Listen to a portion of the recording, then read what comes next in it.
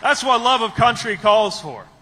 That and recognizing that the country's made of people. The country is us. And so protecting America means protecting Americans from all threats, foreign and domestic. That means rallying to keep America safe from anything that could harm our fellow Americans. It means standing up to white nationalist violence before it takes one more life.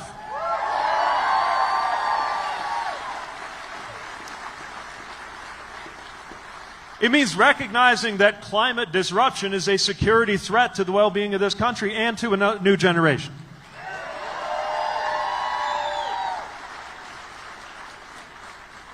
And yes, it means insisting that the Second Amendment can never be twisted into an excuse for inaction when it comes to keeping our schools, our churches, and our shopping centers safe from gun violence.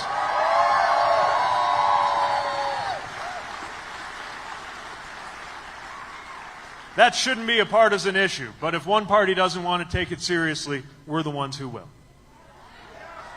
Because that's what it means to honor that value.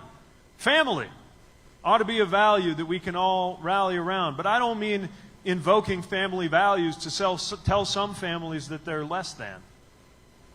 I mean making sure that we stand up for every family. And family values, among other things, means making sure that somebody who works can earn enough to support their family, which is why those folks at the UAW are on strike right now and why the right to organize is such an important American freedom.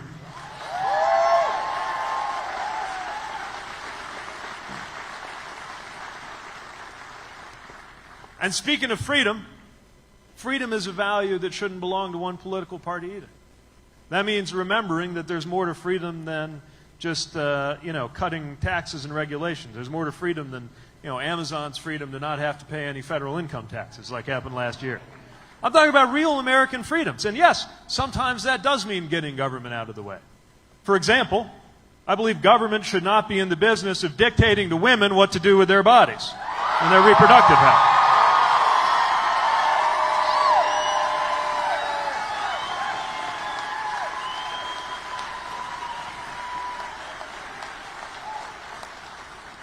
But then sometimes it means insisting the government steps up.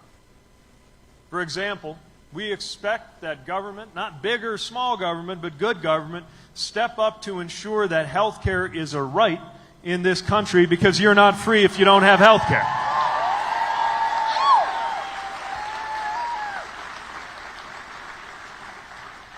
And in the name of freedom, it's why I propose Medicare for all who want it. We take a version of Medicare, we make it available to every American. And if for some reason you don't want it, fine. But if every American has that choice, I believe people will vote with their feet and come over to that public option that we're going to make available.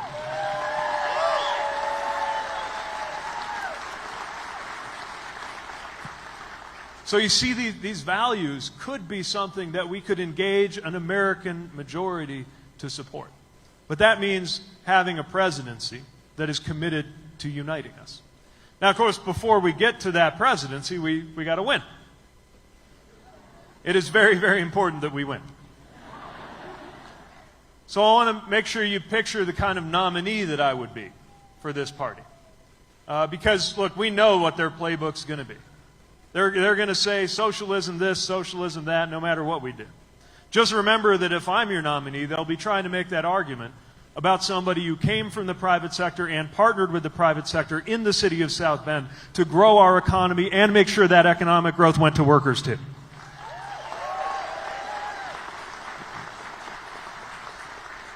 They're going to do their usual thing where they say we're the party of Washington, but if I'm your nominee, they'll have to do it against somebody who doesn't work in Washington, works in the heart of the industrial Midwest, and works every day to make sure we actually get problems solved so that we can get Washington to look a little more like our best-run cities and towns rather than the other way around.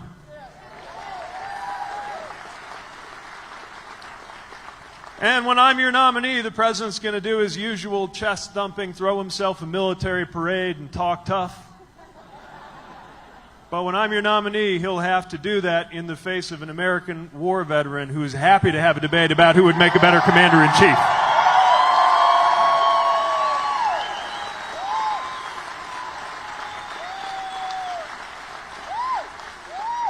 So that's the kind of campaign you can expect from me as your nominee.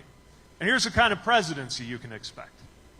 It's a presidency where when you turn on the news and you see what's going on in the White House, your blood pressure actually notches down a little bit instead of going up.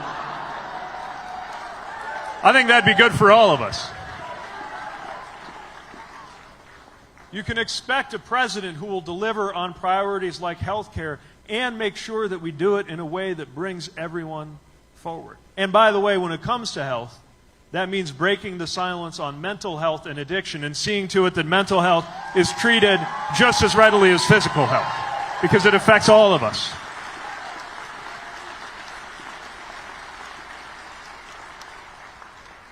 You can expect a president who will prioritize racial justice and advance a Douglas plan as ambitious as the Marshall Plan, but this time investing right here at home and not resting until your race is no predictor of your health or your wealth, your life expectancy, or your relationship with law enforcement.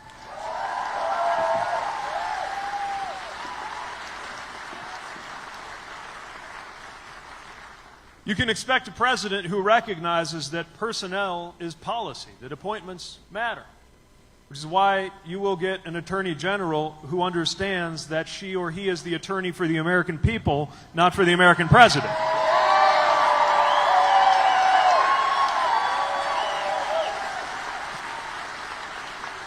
You can expect a head of Environmental Protection Agency who actually believes in protecting the environment.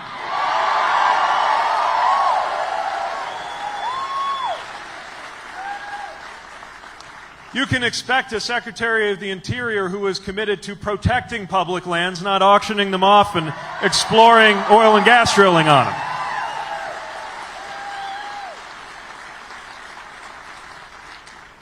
And yes, you can expect a Secretary of Education who actually believes in public education. Public education. Supporting teachers. Investing in our schools and our children who need it most. Those are the kinds of appointments you can expect in my administration. You deserve better than what we're getting right now. We can do so much better. We can do so much better than a UN General Assembly where the leaders of the world look at the American president with a mixture of pity and irritation. That's the American president. That hurts all of us when that is how the American president is viewed. You can expect a national security policy that recognizes that part of keeping us safe is bringing an end to endless war.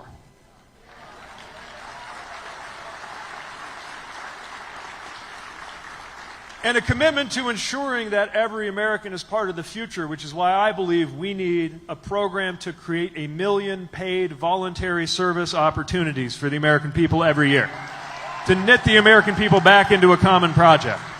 All of us have to be part of this together. And one last thing. When it comes to what the presidency is for, I believe the presidency is not about the glorification of the person sitting in the office. It's about the unification of the American people who trust the president with our money and our lives. And that means a president ready to confront the crisis of belonging that is going on in our country right now. And this is a deeper issue than I think a lot of us realize, because so many people are being told in so many ways for so many different reasons that they don't belong, that they don't fit.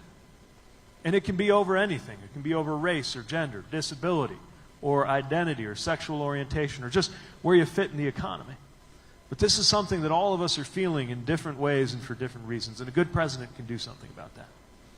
Let me tell you one of the best moments that happened in this whole campaign happened a few days ago when I was reunited with a girl who came up to me a few weeks earlier when I was campaigning in Iowa, and I saw her again at another event and got to find out how she was doing. Her name's Bridget. She introduced herself to me that first time. I was at an event in a backyard, and I went to shake hands, and she came up and she said, "Your campaign has changed the way I feel about myself. Your campaign let me know it's okay to be who I am." And she talked about being able to go to school and not be ashamed. And I thought she was one of many people who inspire me by letting me know that being honest about who I am has helped them be who they are and be different. But it was in a different way than I thought. She went on, she said, "I don't have to be ashamed. I can be myself, even if I have autism." And I thought, now we're getting somewhere.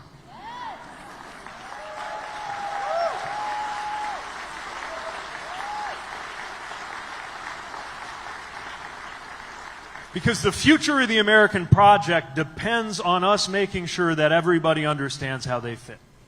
That everybody understands that they belong. And that means having a president who calls on everybody to be part of this American effort, to pull together, to deal with the toughest things we face. That is what the presidency is for, and that is why I want to be your president. If you can help me get there.